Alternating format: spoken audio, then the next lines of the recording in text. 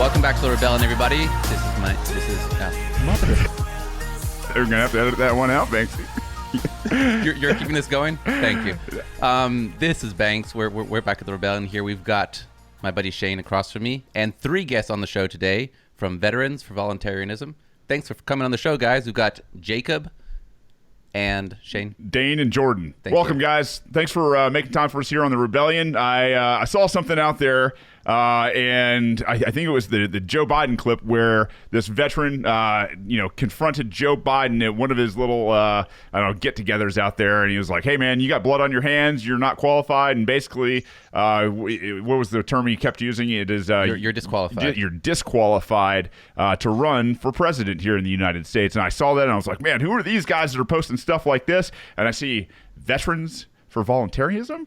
Man, you guys are crazy. There's no way that veterans are going to get behind voluntarism.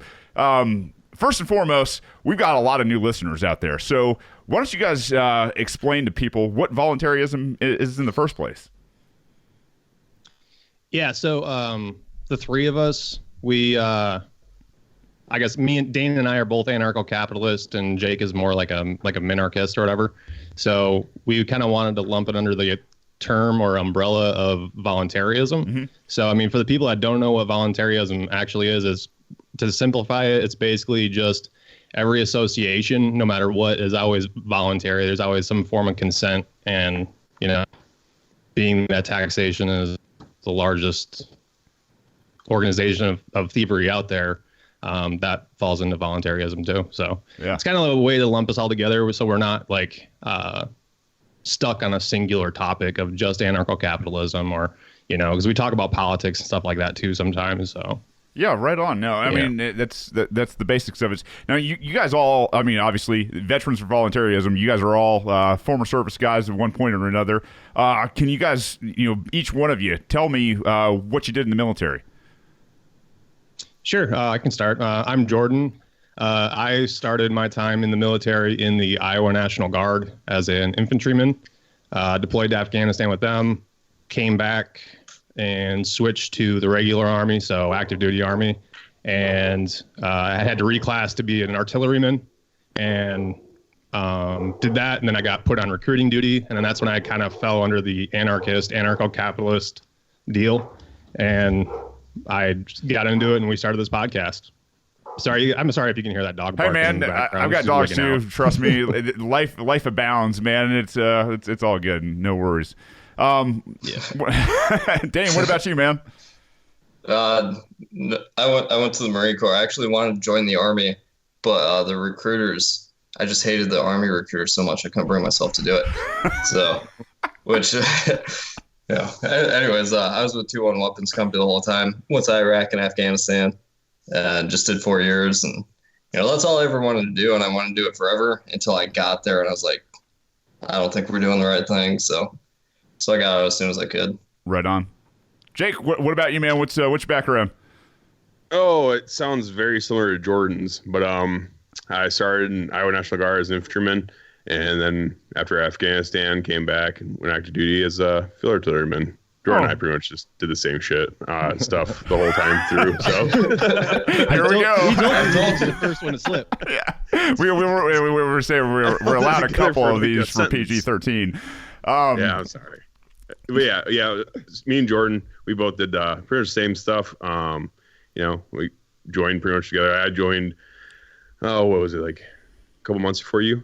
Then you joined. Then we went to Afghanistan together, came back, and went back to duty together. Were you guys buddies growing up or anything? Yeah, Jake and I are brothers.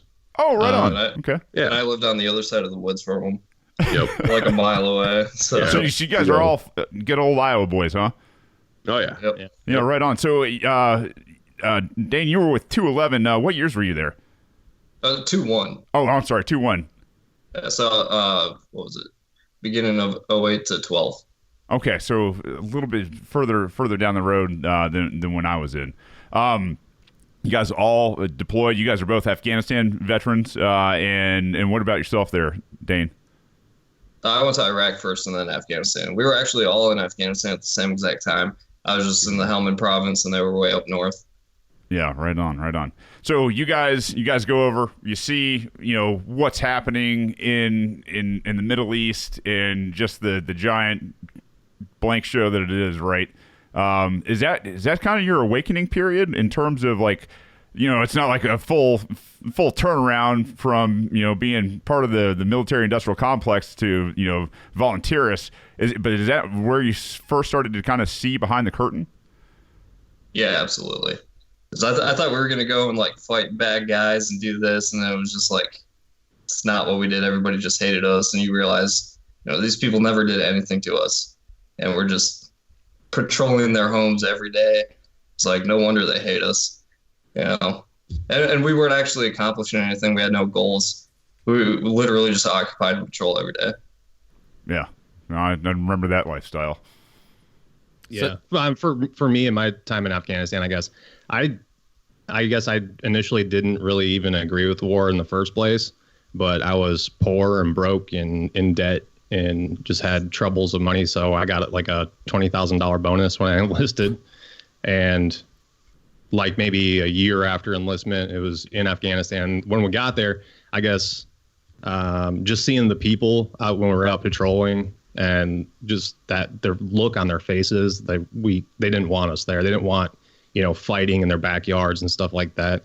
And also to like the bureaucratic waste that the Army is like, we had old mortar rounds that had like the cheese charges, like the actual cheese charges on them that looked like Cheez-Its. Yeah.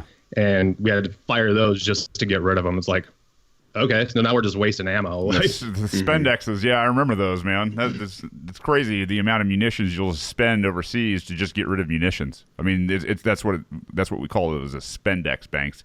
Where hey, we got to get rid of all of this, and it's crazy. As a war zone's crazy enough to begin with, the signs, the smells, just the environment to begin with. But then you get a whole bunch of guys who have your Mark 19s, your 50 cals, your TOW missiles, all of these really large type systems, including I guess artillery, and they're just trying to expend rounds so that we're first and foremost not leaving them there for somebody else to grab. And then because we've got such we've just got too damn many of them to begin with, like that's what happens. Hold on. So I know I'm the outsider here. Why do we have too many of them? Like, how does that happen? Oh, it was government. Like a little bit more detail. I mean, like, is it just like their logic is, and we did this all the time, especially in field artillery and during my time in mortars, it was you were allocated so many funds every fiscal year, and right. if you send ammo back, they're not going to give you that budget next fiscal year. So like the commanders have to like budget it that if we leave the field, like a week-long field problem, and we fire like 400 plus rounds, with a mortar platoon, like that's a lot of shooting, and we just have to shoot them. And we shot them just because most times in Afghanistan too. I mean, we were shooting mortars every single day, multiple times a day. And I was in a pretty quiet place, and we took contact on our cop, like maybe 3 or 4 times that I was there, but we were firing every single day. Yeah. Yeah. I remember being with one of the ODA teams that was out there in the JOF. And we had a mortar system up top and a couple mortarmen that were part of the ODA team, which is Operational Detachment Alpha. It's Army Special Forces detachment. Anyway, if there were people who were out and about doing farming where they should not be farming and driving tractors and places like that, you just send a mortar, downrange to give them, a warning and say, hey man, you can turn your little tractor around and go back the other way. And I mean, seriously, it was very, very common practice. So, I mean, the first thing that makes me think about is like having mortars shot all the time to civilians must not be fun. Like, I wouldn't want to live in a place where just like bombs are going off all the time. But on a less serious note, so the idea of like me shooting a mortar like sounds fun. Like I like things that go boom, and I like guns. Does it get less fun when you have to like shoot so many just to deplete them, and it's on a regular basis? Yeah, it's so like mortars and field artillery, shooting howitzers sounds fun and everything, but like with everything that the Army does, and I'm sure the Marine Corps is the same, they take something that's like super awesome, like camping and shooting guns and blowing stuff up, and they make all these stupid requirements. So like your annual certifications that you're working all year to stay current on, and they just make it very mind numbing and like Just suck the you fun get, out of you everything. get filled with anxiety because they're like, oh, The if you government fail, you don't ruined do shooting good enough. guns. Good Lord. Well, I mean, I go ahead. was just gonna say, I'm pretty sure the entire point of the Marine Corps is to make kids hate everything so much that they just want to kill. Oh They man, just make you so mad all the time and hate life so much, and that you're yeah. just so angry that that's all you want to do is be violent. Yeah, and I think that, I mean, I think you're exactly right, Dane, and I definitely, you know, with stories in terms of like when you are deprived of good sleep, you're deprived of, you know, showers, you're deprived of just cleanliness, you're deprived of good food, like even anything that would qualify as even, I don't know, a decent meal, right? You're deprived for information and things like that go on for months before you go into a country. Right? There's no women. No, yeah, there's definitely no. and no offense there. I'm just guessing that's also like creates tension. Oh, absolutely, for sure. And so, you know, you have no privacy, none of that kind of stuff. And so, yeah, you're exactly right, Dan. I've often, you know, thought that they've taken this machine and they've honed it, and you know they can keep it under wraps here in the States as long as there's like libo on the weekends and things like that. But once you're deployed into a forward area, you're looking at, you know, guys that are just pissed off at the damn world, ready to go out there and test out all these different weapon systems. So, Even on the weekends, though, a bunch of Marines will just go out and fight and hurt people. Yeah. Just like that's what they do for fun. They just get too drunk and anything will set them off. Like I stopped hanging out with a lot of guys because they would just hurt people all the time. So, like it wasn't me. Like I'm not a big fighter, but some of the guys sure are. You know, it's like, dude, don't do this. They're never gonna lose. I've never seen them lose. Yeah. And you're just gonna go away in an ambulance, like. Yeah, yeah, the old barracks fights and everything, right? Yeah. You were just talking about women earlier. You know, what's funny now is that the Army, I know the Army for a fact now is allowing women to go into combat arms jobs. So like infantry, field artillery, blah, blah, blah.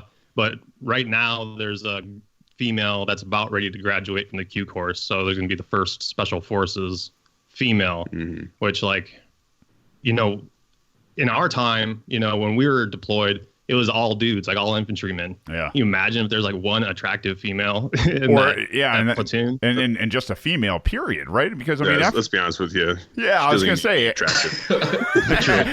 after a while, man, like, you know, when you're 6-7 months downrange, and you know.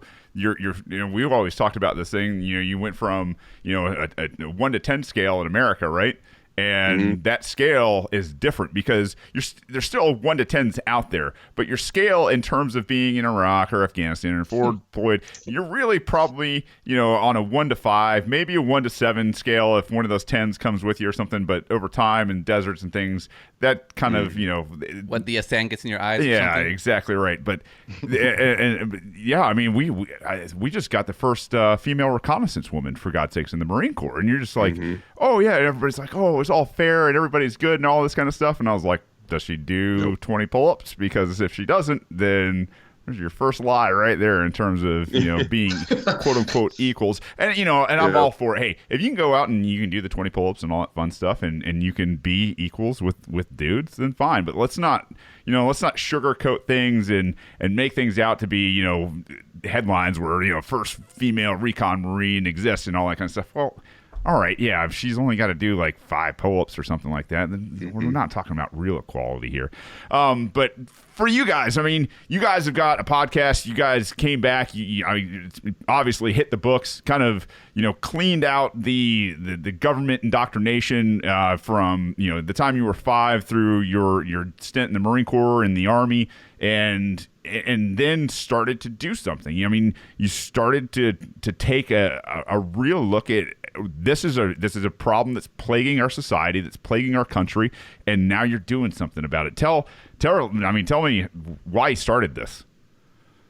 I was going mentally insane and needed to get out of my own head. Really, I just run things over and over again in my mind, and I was like, and I felt so alone. Like after I got out, I just went to northern Minnesota in the middle of the woods. Didn't even have internet, and like I thought I was the only one who thought like this. You know what I mean? And then after we started this, there's hundreds of us, so it's helped out my insanity a lot. When you say thought like this, what is that specifically? The thought that made you feel as alone as possible? Well, I just felt alone because like I didn't know anybody up there, and I didn't really have forms of communication really. Like and I was literally on 120 acres. The closest town was 500 people.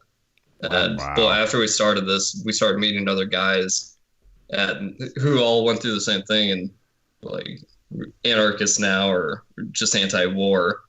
So there's tons, because when we went into this, we thought we were going to be the only ones for the most part, and it's been a lot easier. Yeah, because there's a lot of them. Well, what about you guys? Yeah, so I got into it and when I was a recruiter for the Army, and just kind of started reading up on it. I was always kind of like maybe agnostic, I guess, towards anything political or anything. But I read Anatomy of the State, started there, and then Economics in One Lesson, Fool's Errand, and just kind of going through all that. And then like when you see it that way, and especially in recruiting, is one of the worst organizations in the military, possibly the world. Watch like, this 100% answer. Did you recruit a lot of you guys? Absolutely. I'm sorry, man. Keep going. Yeah. So, like you see it that way, and it's like, this is totally inefficient. Like the military, the Army, especially USAREC, United States Army Recruiting Command, like does nothing efficiently or right. And it's our fault. You know what I mean? So I was like, all right, screw that. I'm done with this. And Dane came up to Iowa and visited Jake and I, and we were talking about starting a blog. And I ended up just recording like a 20-minute rant basically on a nap and sent it to Dane. And he's like, well, let's just start a podcast, dude. So that's what we did. I'm not a very good writer necessarily. So just sitting on like Zoom or Skype or something and talking to Dane and recording it and having people listen to it was a lot more up my alley for sure. Yeah. Jake, you too, buddy? Yeah. I don't know. I guess talking with these guys were what really got me going on. I've always considered myself more of a, conservative Republican type all the way up until like, honestly, just maybe like a couple of years ago even, but I never really considered myself like anti-war until like a few months ago, so yeah, it's kind of, I don't know. I'm kind of different. I mull things over a lot in my head and think about things a lot through. Like I'm still not sold on the anarchy thing or the, that kind of thing, but it's just one of those things. I don't know. I talk to these guys a lot and they're like, well, we're going to start doing this stuff. And, they appreciate my point of view just as much as I appreciate theirs, so, even though I'm a little bit different than them two, it's like, it works out. And I personally was not really super ecstatic about the podcast thing because I think my voice sounds retarded. So, oh man, you got a good voice, dude. We all think our voice sounds retarded. Not me. I'm glad you used that word, by the way. Not me either. But you just have to listen to like 100 episodes and you just get used to it. Oh man. So you guys, what year did you guys start your podcast? 2019. Okay, so just yeah, past year. Early. We're pretty early in it. I think last week we put out episode 32 or something, but we put out something every week. We've actually done 40 episodes. Our numbering is just off a little bit for different reasons, but we're all infantrymen. One was a Marine, so they were just going to really count past well. So I get it. Yeah, that's why I've got Banks here. No, the good news is once you put out 7 episodes of a podcast, you're in the top 80th percentile of people who do podcasts. So you guys are way past that. Yeah, and once you, I think once you get to a number like 90 or 100 or something like that, you guys are you're in a 99 percentile. Yeah, you're in a tiny percentile. So just keep doing it, man. And I mean that's the best part is you do things like this where you get together with some of the guys that are doing this kind of stuff, and all of a sudden, hey, look, you got more listeners, and hey, look, you got more exposure, and all that kind of stuff. And this is the kind of thing that I think. There is a huge demand in America right now, and you know what? I'm gonna go way beyond our shores because I know a bunch of guys that are Canadian soft, all the way to Denmark, the Netherlands, the UK, All these guys that, have been there and done it with us. It transcends, borders for sure. It's like they all see this stuff and they're like, what are we doing? And we all know, I mean, you go there, you see it firsthand and but the coming back part, that part where you have seen behind the curtain and now you're sitting there trying to sit there and explain to your average Harry, Dick, Joe, whatever the hell is out there that that bleeds red, white, and blue in this country, what it's like and what the lie is, and a lot of times you're just met with blind opposition for no other point than it runs contrary to what they've been told their entire life. So have you guys found that that side of it in terms of trying to have these conversations with just your average American out there is kind of tough? Yeah, for sure. And that's, one of the main reasons that we put the, term veterans in our title is because we want to make it known, like, we went and did this, so if you want to talk about it and you're going to try to pull, well, you never served or any kind of craziness like that. Like, we'd be like, well, we did. We show you our DD-214s and that'll show our overseas service. You know what I mean?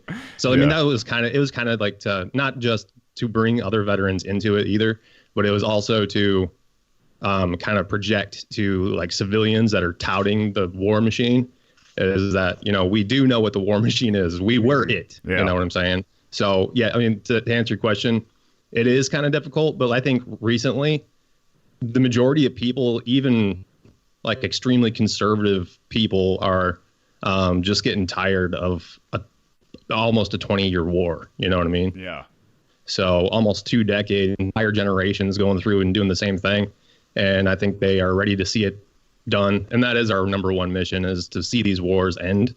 And, we might not agree on everything regarding, economic philosophy or anything like that. But, we can at least say this is wrong. Our brothers, our sisters, children don't need to be going over there and dying because there is no mission. There's no objective, and there's not going to be an end to something that doesn't have a defined end to establish.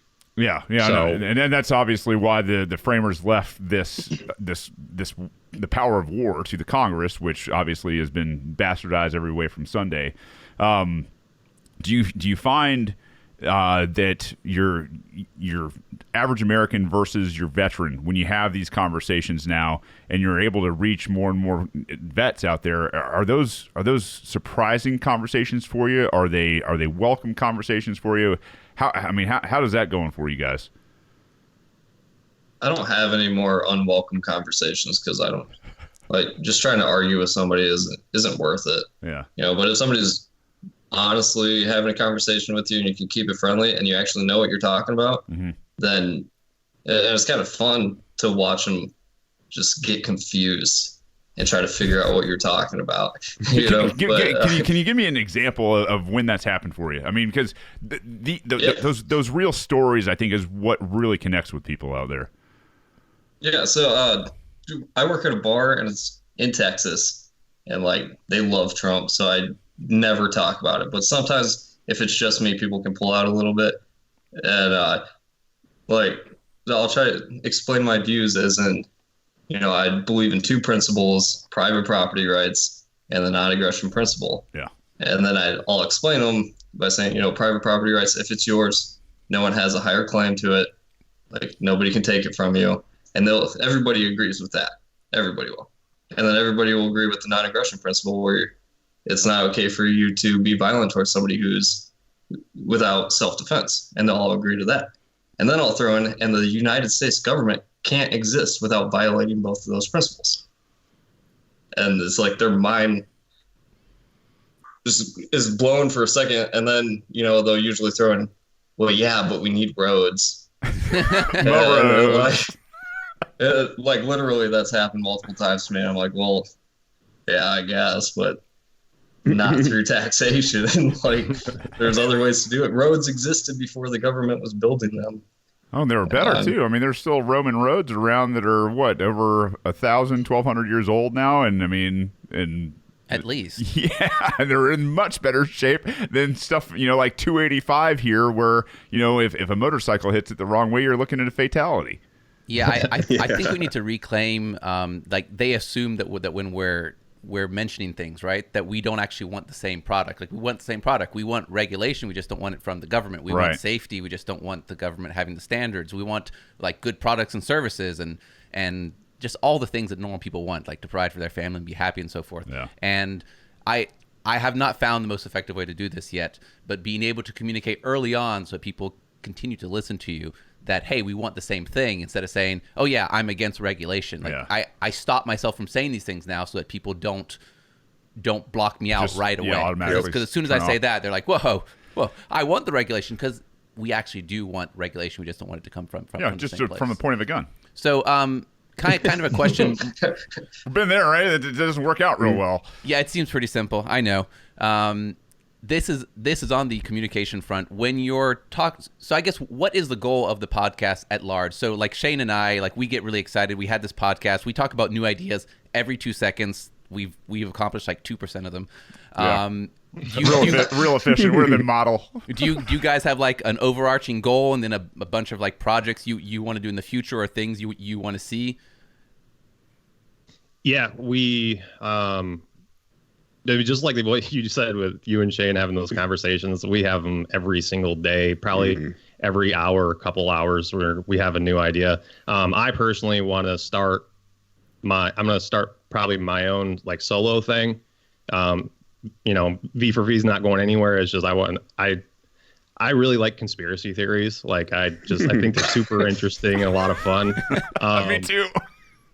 So I wanted to like start my own conspiracy show, because if you go listen to ours, every once in a while I'll throw out something about like the reptilian agenda or something like that, and then everybody's rolling their eyes or falling asleep, Yeah. So I can talk my craziness. I talk some craziness, but yeah, that's kind of what we got. Yesterday, Dane and I were talking about something that we're going to start here in the next couple of months. Probably don't want to throw out what that's going to be yet, because then people are going to make us do it.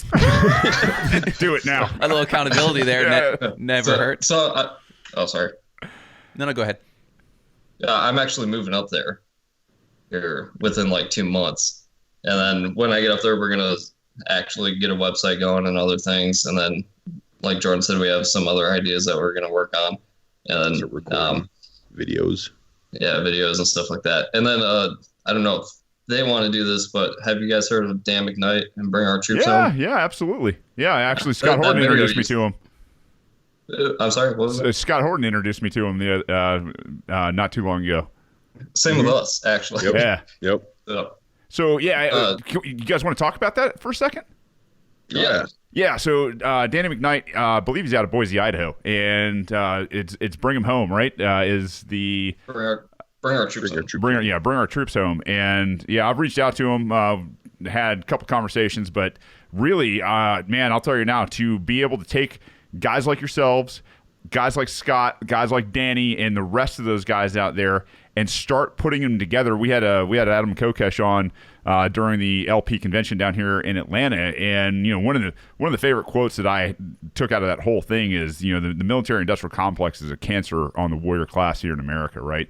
And I think there are a lot of guys that have woken up to that idea, that are veterans that have been there, as forward deployed combatants, right? That really see this and understand that the enemy, quote unquote, is this aristocratic combination that is DC. And to be able to get guys from all over the United States who have served, quote unquote, to bring everybody into a push to end the wars, man. I am so super excited about that. We were talking with Adam, and it was, hey man, let's get together in DC, wherever the national debate between the duopoly is going to be, no matter what. And if they're not going to let on, the libertarian, we're going to be there peacefully, unarmed, but we're going to demand one way or another that you're going to hear us out. We've been there and we've served this country, and you're going to hear from our side of this. And so, are you guys? I mean, is that kind of one of the bigger pushes for you guys in the future? Yeah. So Dan McKnight's actually trying to get 50,000 vets to DC in November. Yeah. And I've already decided that I'm going to go there one way or another. I'll be there. But we do a Wasted Wednesday segment every once in a while. And I think he's just going to be our guest every time. We're actually talking to him right now about getting him on again this week. And then just, we want to actually start implementing that stuff in Iowa too when we get up there. Right on.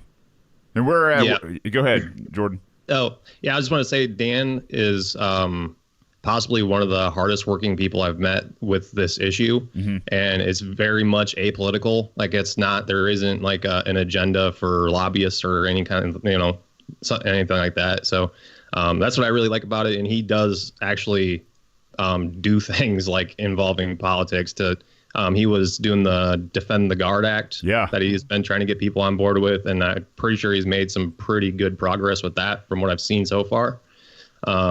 But he works very hard. He's a really good guy too.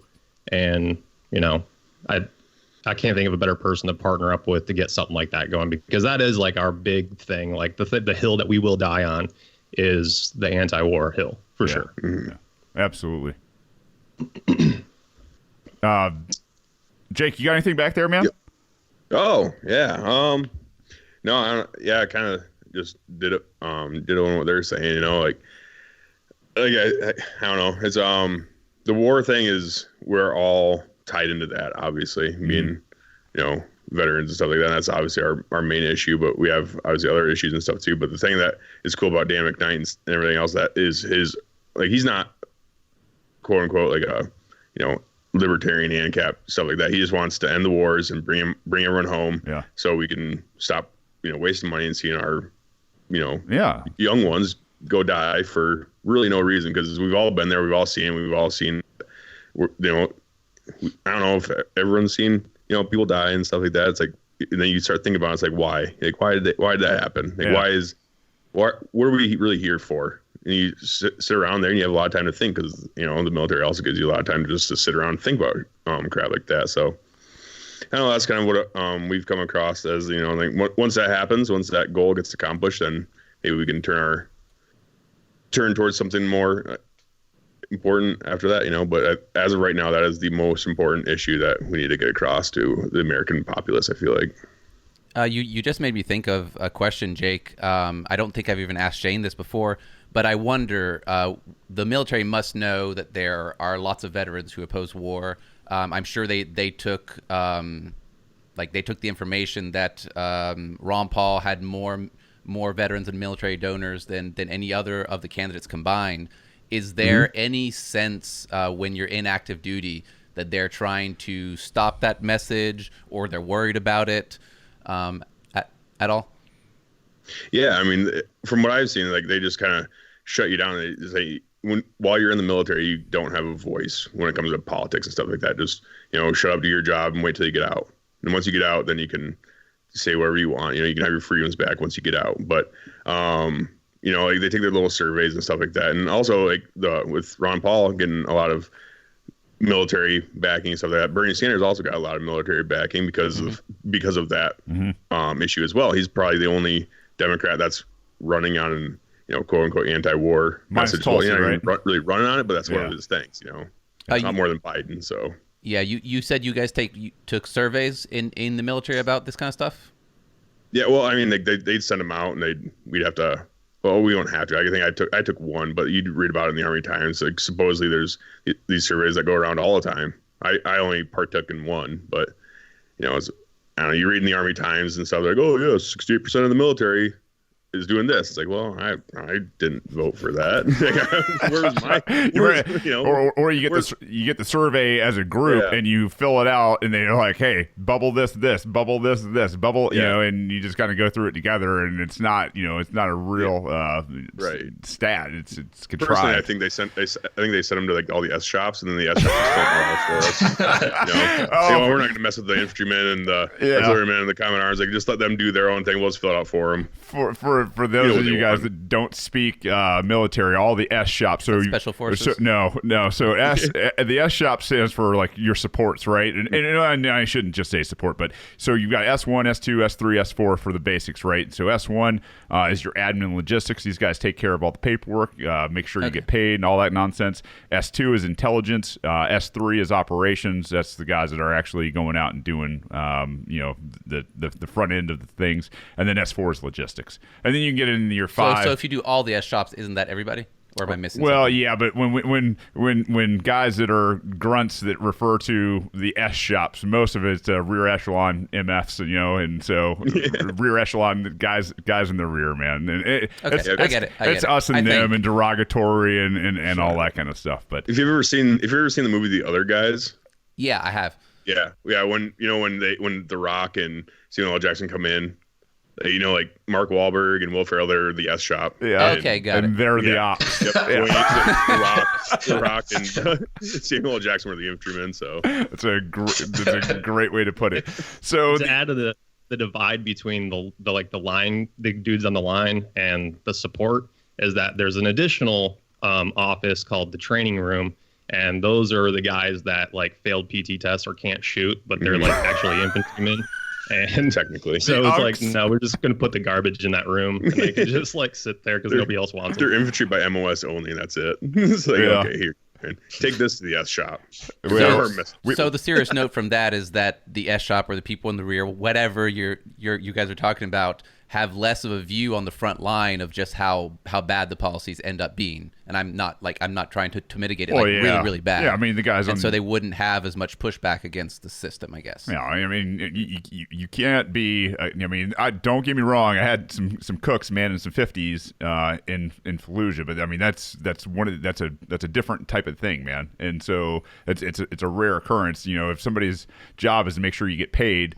The last thing that when rounds start flying, they don't want to be there for the overwhelming majority, it. right? So not even more curious. Are there ever like not insurrections, but like small acts of rebellion? So it seems like the army is just like the world that I live in, which has a bunch of tyrannical governments that oppress us on a daily basis, except more, right? Yeah. There's lots of rules. They force you to do a lot more things that go against people who believe in peace, conscience, and so forth. It seems like because there's so much more pressure that there would be more rebellion, maybe.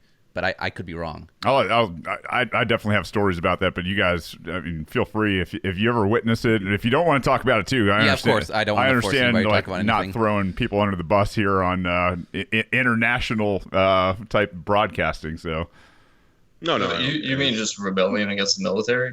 Yeah, like inside the military, I guess. inside the military. Mutinies, man.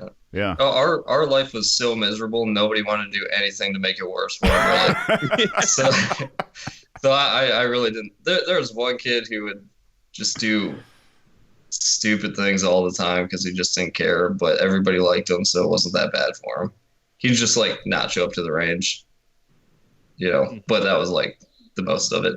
Everyone else was too afraid, Yeah. I think, or just didn't think about it, and because we were a really tight company, so nobody was really pushing the boundaries too much. Yeah, we didn't really have like any like kind of rebellion from the inside. I guess we took care of a lot of business ourselves, and we like with the majority of so I was a non-commissioned officer before I got out as a staff sergeant, and at the section chief level, I pretty much did what I could to make my lives of my soldiers easier, just because we could go out to the field for a month or 2 months sometimes and repeat that multiple times a year, and soldiers can break down. We had a couple dudes kill themselves when I was at station at Fort Bliss, and it was a non-deployable unit too, and it wasn't like combat stress related situations. It was mostly Fort Bliss. Mostly just pressure. Oh, this place sucks. Yeah, and the leadership, we had terrible leadership above the section chief level, so like above the squad leader level was pretty dang terrible. But yeah, I mean, I did read an article of a soldier that like basically became a conscientious objector. Ugh, can't talk. But while he was in, and he ended up, I think, getting administratively separated. So like nothing bad happened. He got an administrative discharge, I believe. So like an other than honorable. But I mean, he was in, probably enlisted under false pretenses. Saw what it is a little bit. I don't think he ever deployed to a combat zone or anything. And then I guess saw the system for what it is while he was in and didn't want to write out his contract. You know, so there could be multiple sides of the story. He could have just been a bad soldier and really not good at it. And then just thought of an excuse to put in the newspaper to smear his leadership. Yeah, most of the people I've seen and stuff, you know, when you talk about insurrection or rebellion and stuff like that within the military, that gets squashed pretty early on. You know, like basic training kind of takes care of a lot of it, you know, and then you kind of get known like, okay, if I rebel against, you know, the system or whatever else, and it's just life's gonna be terrible. Kind of like what Dan was saying. So you kind of either conform or you get out, you know, or you get pushed out or pushed aside or whatever else. But you know, being in different units and stuff, you've seen people that make it through and they're good soldiers, and all of a sudden, like someday you'll see them like just drop off. They'll be like doing great, and all of a sudden they'll just drop off. Like I can't do it anymore. I'm over it.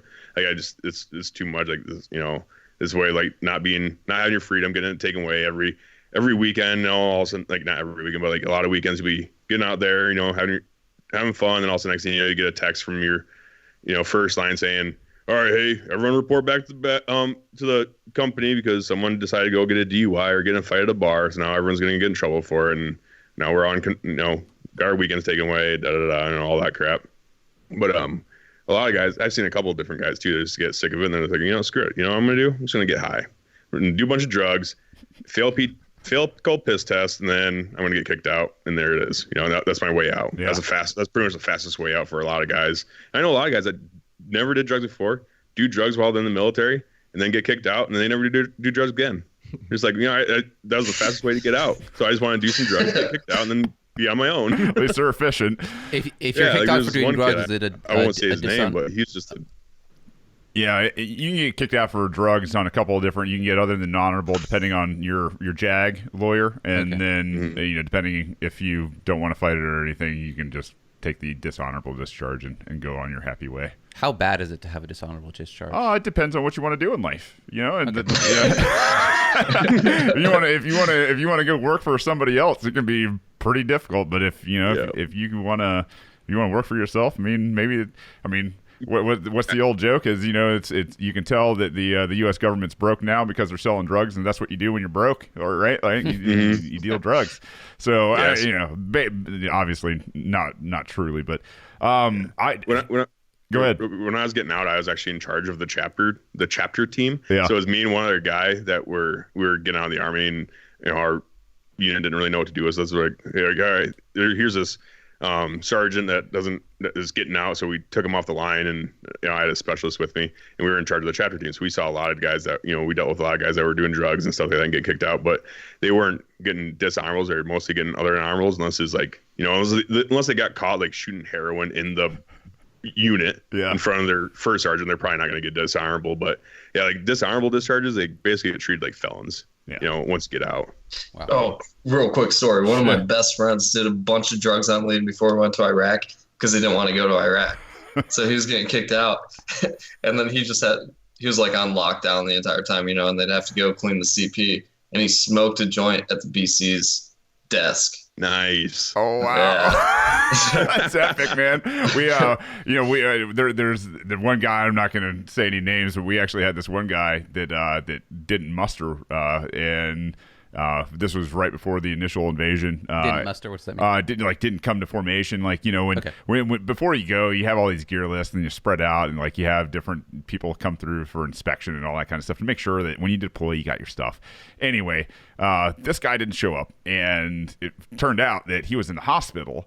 and he was out hiking, I guess, in Southern California, and fell down a damn cliff, and like really kind of hurt himself. Now, coming from a guy that's worn a pack and gone through all the training that you have to go through to be a reconnaissance man, right? Like falling down a cliff when you're out quote unquote hiking without a mountain ruck on or something like that is probably fairly unlikely. So there was this whole thing like, yeah, he pretty much just said, I'm not deploying, and threw himself down a cliff and then went to a hospital.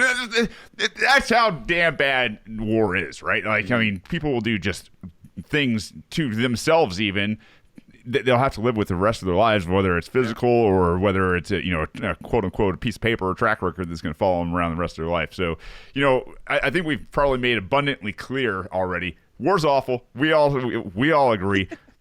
I think this happy optimism I have is hopefully in the very near future they just won't be able to carry on anyway because we're broke as hell and we just can't do it anymore. Now the question is I guess this: in a perfect world, this is all over now. What is each one of your new main goals now that you're running a podcast, you got a voice, you got some following, you're a volunteerist? What is the next mountain to die on? What are you guys going after? Probably, I mean, for me personally, it would be taxation, economics, basically. Move on to the next thing. And so, what in the Fed? Yeah, and ending the Federal Reserve for sure. In the wars in the Fed, I like this guy, Banksy. Just trying to slice away at the government and at any other possible way. Starting with the absolute worst things and then going down to the bottom things, which would, at the very bottom probably be like, I don't know, cosmetology licenses or something like that. Yeah, at the very, very bottom, right? What about you, I'm Dave? just going to start a cult and quit paying taxes. Yeah. There are some who have tried. Yeah. So for me, the wars are over now. Everyone's happy, and then we're all back in America, living good lives. Then we're like, oh, you know what? The wars are done. So now what are we going to do with our lives? It's like, okay, well, there's still a lot of fish to fry. Yeah. And I'm with Jordan. I think the next thing is going to be definitely, domestic issues like taxation. And taxation is honestly one of the biggest things. Like, obviously, okay, like a lot of people will say like, oh, well, that's very broad. Like taxation, like what type of taxes do you want to end? Like, well, first of all, I think we got to start with like what's most important is like property taxes and income taxes. Like those make no sense. Like, okay, we're going to take your money for working hard or we're going to take your money for buying a house. Yeah. Like, that doesn't make any sense. Like, okay, like tobacco tax is probably a little bit lower on the list of taxation. It's like, okay, that's a luxury tax. Okay, we'll leave that one alone for now. But like income taxes, property tax and stuff, it's like, you're going to punish me for working my ass off, and then you're going to punish me for working my ass off and being able to buy a house? Yeah. That's pretty cool. Thanks, guys. Yeah. On a realistic note, really going after the police state and ending the drug war, and then also just ending public education. I think that would even be better than most other things, because then people wouldn't be indoctrinated their entire lives to believe in silly things like taxation. And I'm trying to promote homeschooling and get other people to do it. We do it, and my kids are super smart, and they're not getting, they don't have to sit at a desk for 8 hours a day, and then be put on these meds because they're children who want to run around and play and actually learn and not just remember stupid things that don't actually matter. Yeah. So if I could end the police state and then public education next, that would be great. Not that that's going to happen, but it's coming. Don't you say that? It's coming hard and fast, man. And I think it's important, man. I mean, you say you're a homeschooler, so was my family. I grew up in the government indoctrination system, and to see what it is, and now to have 3 kids of my own and a wife who is just absolutely amazing, can stay home and teach them, to see the difference in the way that they learn and the way that they interact and their social behavior even outside the home, and that whole stigma about like, well, what are you going to do to socialize your kids? You mean what do you mean? And they're like, well, you can't replace school with homeschool, and it's, that old thing is, oh, what do you want me to do? You want me to shove them into the refrigerator when they walk into the kitchen in the morning? You want me to take their lunch money? You want me to call them names? You want me to sit them in a certain spot all damn day? Is that what you're asking me? Because I don't subscribe to those kind of things, right? Like I think you're exactly right. Is if we can get them out of the government's hands in the first place, right, from the age of 5, that conscription where they destroy the right of association first and foremost, and say, hey, listen, we're not doing this kind of crap to our kids anymore. We're going to try to recognize the passion that's in them to grow some genius, to change, the human culture and lift it. I think, man. Yeah, that is. I'm with you. We get rid of the wars, and I'm getting rid of the Department of Education for sure. Yeah, that's so. When I was in recruiting, I spent a lot of time in high schools, recruiting people, and I also get to see all their standardized test scores, because we see some schools had mandatory ASVAB testing. And for those listening who don't know what the ASVAB is, it's the Armed Service Vocational Aptitude Battery. It's the test you have to take before you enlist. But yeah, it measures and they made everybody take that. And so forth. What's up? At some schools, they make every student take that, even if they don't want to necessarily go into the armed forces. Yeah, some schools have it as a requirement that every it's usually high school juniors that have to take it, but not all schools have that. Where it's like pretty much if you want to take it, you can. But some do, and we as recruiters got all the lists of the students with their contact information and all their ASVAB scores and stuff like that. We had 2 schools in my area, big schools, metropolitan areas, that maybe 4 or 5 out of the, couple thousand that were in the class or in the school would have qualifying test scores, and it was insane. It blew my mind. It's like, so this public indoctrination camp, like they teach these topics only so you can do well on standardized tests, and they can't even do that. Like there's no efficiency in their curriculum that's handed down to them by the Department of Education. But we did have a few homeschooled kids come through that enlisted, and they would score off the charts, like 90s, 80s, which you can only go up to 99. Dude, and the best thing about the ASVAB for me was when the teacher put it out in front of us and she said, this test is not graded. It's just to gauge your aptitude for being in the military. I'm like, oh, hell yeah, I don't have to try. Great. Because I didn't want to join the military when I took the ASVAB, and I just sat there and made if I didn't know off the top of my head, I chose C. So I didn't try worth a damn on that thing. And then a couple weeks later, after I told my recruiter to screw off a couple different times, I actually went up to him like, hey, yeah. And he looked at my score. I'm like, oh, don't look at that because I didn't try at all. He's like, well, you did good enough to be infantry. I'm like, thanks. All right. Thanks for the backhanded comment. Yeah. Yeah. So, some don't care when they take the test, but when they actually go through all the paperwork to enlist in the military, and then we take them to MEPS to actually do the physical and enlistment, they go there and they just bomb the test. And they're actually trying, they took time out of their day and days off of work or days off of school to go do it. And they couldn't even pass it. It's like, how stupid are people now? This is insane, because I didn't even try when I took the ASVAB and did pretty well. Common Core is, I'm sure, one of those things that's it's helped the math scores dwindle. I can't get over the fact that the test exists itself. So I already have a problem with the commercials you see on TV. There's this one Air Force commercial where it's this plane that does not exist. Okay, it's this futuristic thing that drops down and makes them look like superheroes and so forth. But the fact that there's this test that even exists, and in some schools it's mandatory, that it's not nothing, right? They're in school and they've been told all for 12 years or whatever, I guess, or less if they take it before 12th grade. They've been told that they're supposed to do what the teacher does, right? And they've got this curriculum and this path forward. You're supposed to go down the path, and then they say, well, you've got an option here. It's not actually a voluntary option. This is the MO. The MO is you're supposed to go down paths, and hey, we expect some of you to go down this path. When maybe they wouldn't have thought about it in the first place. Well, it's because none of them are entrepreneurs. Most of the people who are your school guidance counselors or teachers, and no offense, and I think most of these people have pretty big hearts, right? My wife was a government indoctrination employee, for God's sakes, and so I know how much she loved the kids and had this idea, this romanticized idea about what she was going to do once she got into it, right?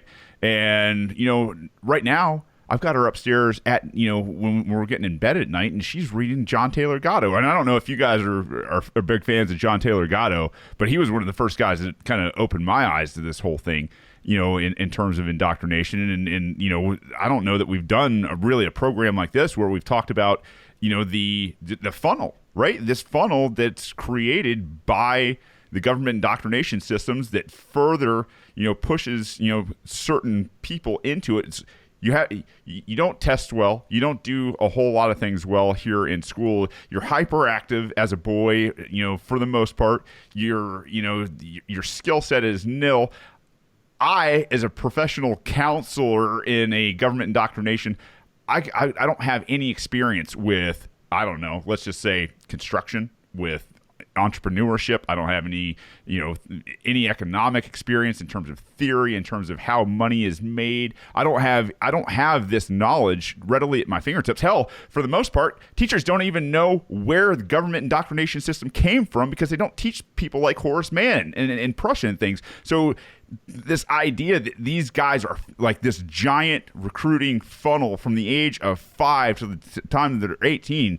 Yeah, Dane, I'm 100% with you, man. Like, let's wipe that damn thing out and let the chips fall where they will in terms of the free market and where people can go and get educated. Yeah, I mean, it just makes, like, I already get angry at the French system, which at the age of 14 starts telling some kids they're not smart enough. They know they need to go do cosmetology or construction. Not anything wrong with those, but at 14 they're told that they're not allowed to pursue the so-called free education any further because, well, they're not smart enough at 14. Right. But the fact that this is like a funnel to go into war and do potentially horrific things. So you'll have to live with the rest of your life. So I'm not much for like halfway solutions, but I want to ask all 4 of you. 3. Oh, me too. Yeah, you too. Math for Marines. I think the government should be banned from propagandizing recruitment. Like, I don't know how you recruit in that point. Just let them come to you. But again, not for halfway solutions, but would you guys be for that? I'm guessing the answer, but they shouldn't be able to put commercials on TV. They shouldn't be able to have recruiters in schools. They shouldn't be able to have a poster on the outside of the recruitment building. I'm not sure how you structure that exactly, but I think that is like you can kind of twist the free market on them and say, hey, like, there shouldn't be any intervention in this market. Yeah. Go ahead, guys. Dude, yeah, I agree. think that'd be great, but the only way to do that would be to abolish the government, which I'm down for. Yeah. So to speak on the recruiting thing, I agree with you 100%. And I think it should be, if it has to be done. So let's just pretend it has to be done for whatever reason.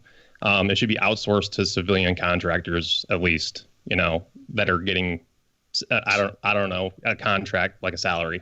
But I think it shouldn't be done at all. I think actual physical recruiters can be replaced by kiosks or something where they can go like, this is what I want to do. Are you qualified? Go through the qualification questionnaire, stuff like that. But so to talk about, if you think like mandatory ASVABs are scary in school, wait till you find out about the Solomon Act, dude, because that's a federal law saying that military recruiters have to get lists like names, phone numbers, home addresses, ASVAB tests, all that stuff that recruiters have to get, otherwise they're going to lose their federal funding.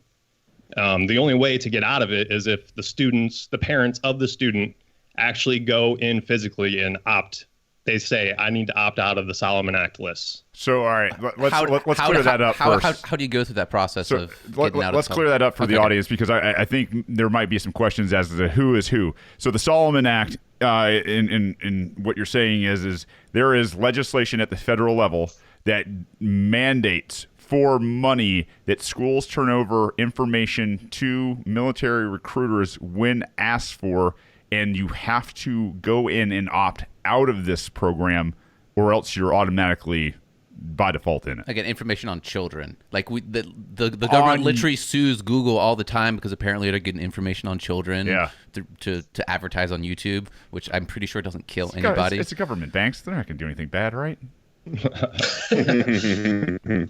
Yeah, most of the times, like the phone numbers for the students that are on the list are usually to their parents. So when we're sitting down doing cold calls, which sucks miserably, it's usually to like mom or dad, and they're none too pleased that you're asking for their child. It's like, you're a 32-year-old man. What are you doing calling me asking for my high school age kid? It's like, I understand how you feel. Many felt the same. You need to go through overcoming the obstacles that they teach you at recruiting school too. So, it's dumb entirely. And I think the Solomon Act is entirely immoral. And before I was even an anarcho-capitalist, I remember my boss telling me to show them a copy of the school administrators to show them a copy of the Solomon Act and say, hey, you have to give me the list for your students unless they opted out. Wow. Does that apply to private schools? No. That's something. So that's unfair. That means that kids who go to private school have less of a chance of being contacted by a recruiter. It creates two classes of people. An aristocratic combination, brother. Yeah, we had some private schools in our area, and we had to go in and physically talk to them. I think only one would actually allow us to come inside to talk to kids that wanted to be contacted.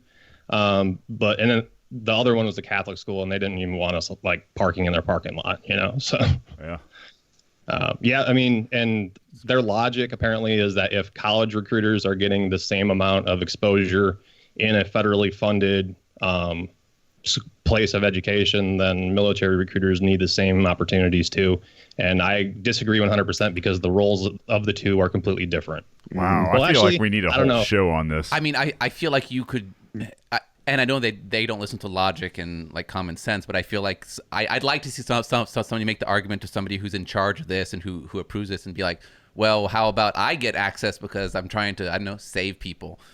Wow, unbelievable, man. That's crazy. I didn't know about the Solomon Act, Jordan. I mean, I'm gonna be up reading later. That's for sure. I mean, this is news to me. So you're free to not answer these next questions. You're free to not answer any questions, of course. But so as a recruiter, I'm thinking of this data, right? Like you guys can get like mandated data on children.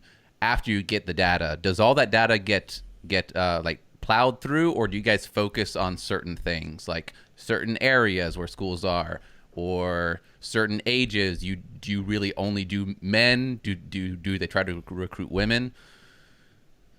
Yeah, so or boys and girls, apparently, because they're children again. Yeah, so most of the target demographic for military recruiters are between the ages of 17 and 25. So usually the minimum age for enlistment, at least in the Army, and I'm pretty sure it's the same all across the branches, is 17 years old with parental consent.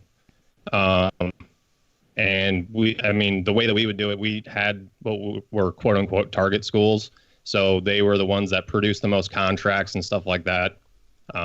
Calling people contracts is just disgusting to do post recruiter, anyway. And I hated it then too. But yeah, we had targeted schools we go to. It'd be like once a week we'd go do PE class or something stupid, doing like a class presentation or a lunchroom table setup to, mess with kids. But yeah, that's pretty much what they do. It all comes down to numbers for the year. So for the fiscal year, every recruiting station is given like their station commander is given a certain amount that says, hey, in the past 5 years with the historical data, your area produced this many contracts for the entire DoD, or for us, it just breaks down to what we need. So we need to beat out the other branches is the idea. And then you need to make that this year. And if you don't, we're going to work you to death.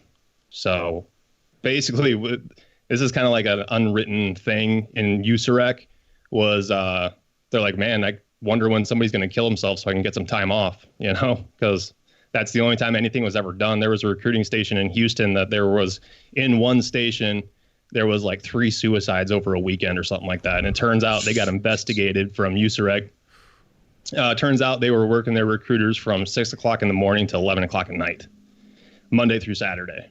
Whoa. So, I mean, that's what you do. If you don't make mission is what they say. They just work you to death. At one point I was working from 8 o'clock till like 9 at night, 6 days a week. And that went on for quite a few months. And it's just at that point when you don't have anywhere to go, you sit on those lists, the Solomon Act lists, you go through them, You call them, you text them, you go on your stupid little recruiting social media page and add them on there, send them messages on there. Like, your job is just to annoy the hell out of somebody until they say, take me off the list. And then you put in some little comments on the system, and then you delete them off the list.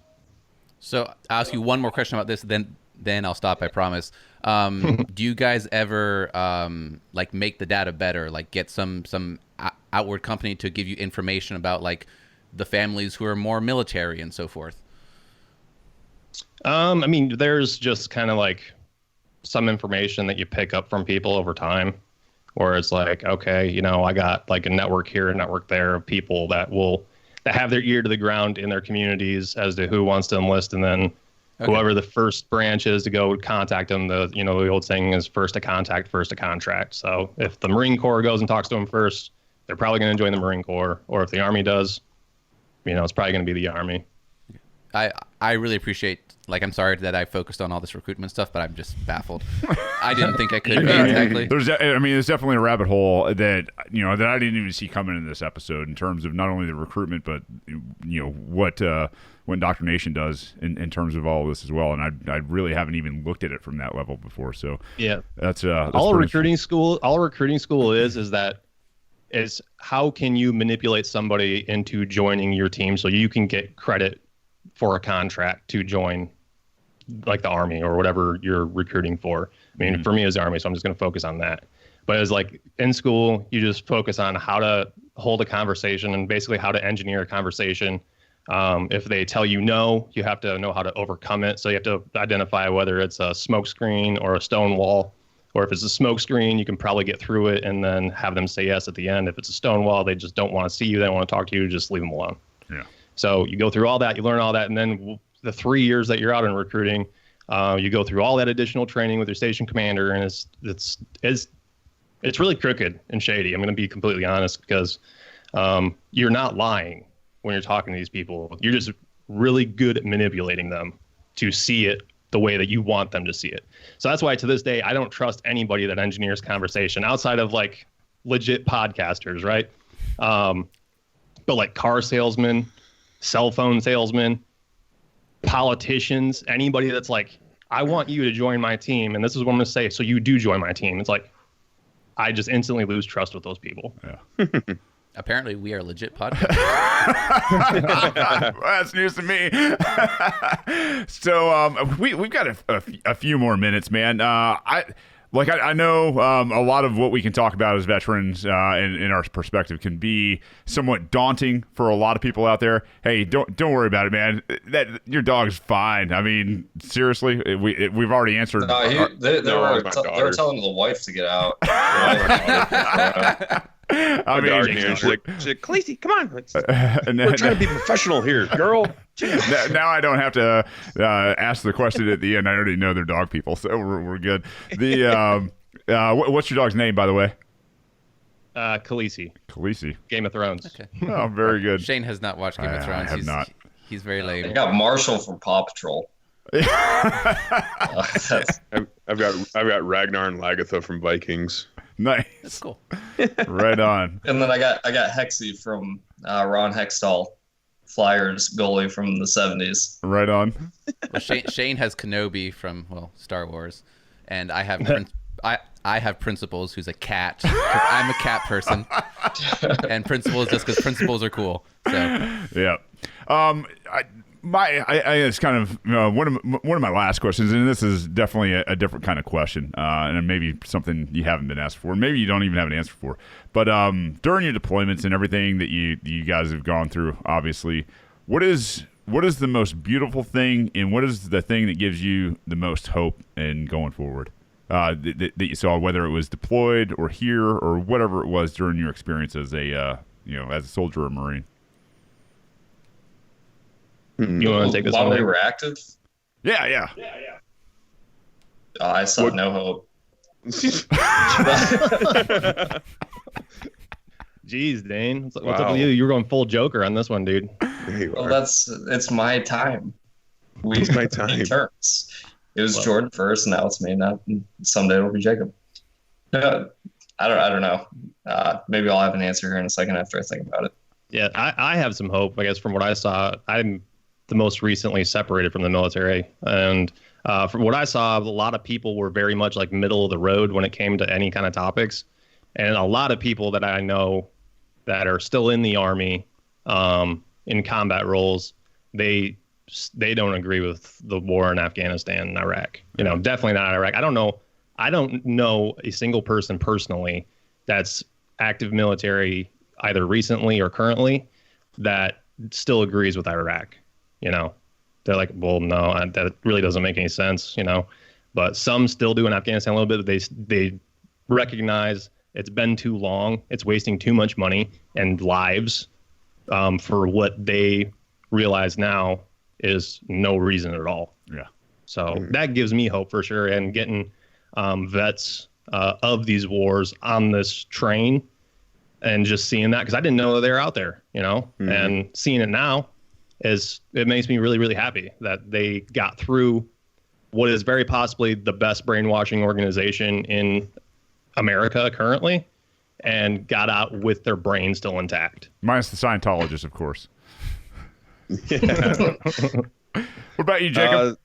The thing that gives me the most hope, the thing that gives me the most hope is seeing in the time that we live in right now is way different than Vietnam. Like Vietnam vets got treated like trash, and nowadays vets get treated pretty good. Like a lot of people look at us as either you're looked at like in good graces, or they just kind of keep their mouth shut. If they think ill of vets and whatever else, then they just kind of just be quiet. They're not very outspoken.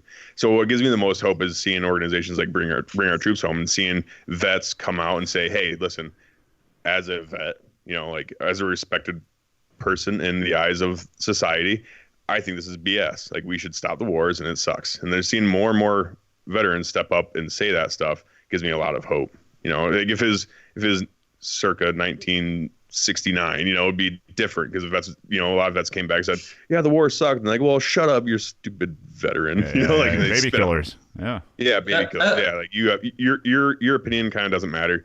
But like now it's like, okay, we have a voice. We just need to unify and say it. Yeah, we can be loud enough, that's for sure.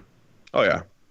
I thought the question was, did we see hope while we were in? Well, it was, but hey, listen, I'm not a stickler, man. If I can get vets to talk about things, that give them hope or anything that they did see that was beautiful while they were in, man. Well, the Afghan sky was pretty beautiful. The drug fields over there are amazing. I will say that. Yeah, they really are. Because they're so big, or they still, they're like, oh, I don't vote because I fought for freedom, and they call me conspiracy theorist because, I believe that the Saudis and Al Qaeda were the ones that did 9/11, and we just went and fought the Taliban. It's like, you just don't know. It's not that, you're the ones that are wrong. So from the guys that I was with, I haven't seen much hope. But I see a ton of it now. When we adopt Brzezinski's, trap in foreign policy to get, the Soviet Union bogged down in a nation, and then we go and do the damn same thing, and you're sitting there like, God, what are we doing? But hey, let's talk in terms of getting these guys some recognition, some support. Where can people help you out there, man? Yeah, so were you talking about like plugs, right? I'm sorry. Oh, yeah. Plug away. Okay. Plug away. Okay. Sorry, this is my spot. It's at V for Vism on Twitter, and then at anarcho_Odin. That's ODIN, and then Jordan's at Anarcho Johnson, and then at Minarcho Jake. And then we do occasionally try to help guys out with any sort of problems that they have, and you can contact us at vetsforvoluntarism@gmail.com. And the 4 is always the number 4. And then we're on Stitcher, and I don't know what else Jordan does that part. He puts it on. I just listen to Stitcher. It's on every major podcatcher. So right on. There you go. What else, guys? In terms of, you guys are helping guys out with PTSD and everything else. They can contact you for that, and you guys will help them out. Yeah. Yeah, as much as we can. We have some contacts in different areas that we try to send guys to, or just talk to them ourselves. even with marriage problems or anything. Yeah, I mean there's some readjustment, and I'd be remiss if I didn't say that. Hey guys, if you're a veteran, you're listening to this. I mean, look, you got 4 of us right here, and I'll tell you, you can probably reach out to all of us on Twitter, especially Twitter, or you guys know how to reach us. But these guys care, man. I mean, they've been there, they've done it, they care. They are on a mission here inside the United States to make it a much more civilized society. I hope you go out there and listen to them, and maybe in terms of Patreon, you guys have a Patreon account set up? We do not yet. All right. Well, it's coming soon, though. Once you do, you let me know, and we'll get that out there too. And I'll tell you right now, I'm really looking forward to working with you guys and Danny and seeing what we can do in terms of putting as many vets together, especially for that deadline of November. I think it'd be a fantastic thing for us to be able to do together. Banks, what else you got over there, man? That's about it. I don't want to make it longer since I know we're winding down, but like you guys keep on like making me think of things. Yeah. Have you guys had any success with helping people who have contacted you? We've had quite a bit. We've had, it's not like super large volumes of people, but the ones that do, I know of personally quite a few that just needed somebody to talk to, and we talked to them, got them on the path to what would probably be better for them, and it's been successful. It's crazy. I mean, we're all Christians, so we do have that angle too. Although we don't push it on people. We're not like you need to repent or anything crazy. It's just sometimes some prayer can do some people some good, and we do that too. But yeah, we're not licensed psychiatrists. We don't diagnose people. It's just strictly that if you just need somebody to talk to, so you're not putting the gun in your mouth, we feel you. We know what you're going through. Especially if you don't want to talk to, like the VA or like one of those suicide hotlines, because those things are super awesome. Or let's face it, just professional psychiatrists a lot of times have real big issues in their own life, right? Where their marriage is falling apart, their kids are, off doing God knows what they're doing. They've got no control over the situation whatsoever. And I mean, being able to speak to guys that speak the language and no kidding empathize, I think is a huge thing for you guys. So. Yeah, I mean, I could relate to what Jake said. If the problem, if lots of the issues come from the system that they just came from, the VA, which is, the same system, would seem like a scary place to go. Yeah, and I want to throw this out there while I got you guys too. Is one of the things that we've talked about is giving these returning vets a real mission, right? This warrior class in America that we've got tons of, that we're losing too many of every day. Is turning them into, guys like us in terms of, I don't want them to be carbon copies. For God's sakes, we don't need any more Shane Hazels. But the idea that we can take these guys and put them on a new path and give them a real, no kidding mission here in the United States that is amongst the principles that, I think most of us hold up, and instead of, the politicians and the parties and things like that, and say, hey, listen, that oath that you took, that's not a terrible oath. And I'll tell you right now, that oath, in terms of redefining and taking the state out of our lives and pushing it back to where it needs to be, that's what the warrior class is for. And to welcome guys into that and say, hey, listen, the mission's here, man. We've got missions and missions for days. What are you doing now? Give them some purpose. I mean, I think it's absolutely a fantastic thing you guys are doing. So I appreciate you guys joining us. Anything else that you guys want to get out before we sign off? I think we'll just have to do this again sometime. Yeah. Thanks for having us on. Yeah, anytime, guys, man. I've really enjoyed awesome. Talking to you and meeting you and getting to know you a little bit better for sure. And like I said, you guys got an open invite anytime. Yeah, I've got plenty more questions. So many questions. All right, guys. You guys, I hope winter is a little bit warmer for you guys going into March up there in Iowa, and as you get up there, Dane. But God bless and best of luck to everybody, and I hope you guys do great things. Thank you. Thanks, man. Awesome. Appreciate that. Peace, guys. See you later. Jinx. Now you're your Coke. Ladies and gents, I hope you really enjoyed this episode. the guys from Vets for Voluntarism, Dane, Jordan, Jake. Thanks for coming on, guys. Really appreciate you guys having on. And I can't tell you guys, I'm excited. We are putting together a peaceful army. If you're a veteran and you're doing things out there and you want to join us, please get in contact with us. You can get in contact with us at info@rebellionpod.com. You can get in contact with me specifically at shanehazel.com. We need your help out here, guys. We are doing this mostly pro bono right now. We do have some great patrons, and if you'd like to become a patron, you can go to patreon.com/rebellionpod. You can sign up for as little as $3 a month. It helps us out tremendously. We'll send out you stickers and all that fun stuff, and if you got ideas for stickers, send them in. Again, we need reviews. If you guys are out there, you've listened to 4 or 5 episodes, I'd really encourage you. It means a ton to us. We will read them here on the air. Go out there and leave us a 5-star review on whatever platform you're listening to. And I think that's about it for the day. This has been your place for peace, liberty, and free markets. This is The Rebellion. We love you. We need you. Peace.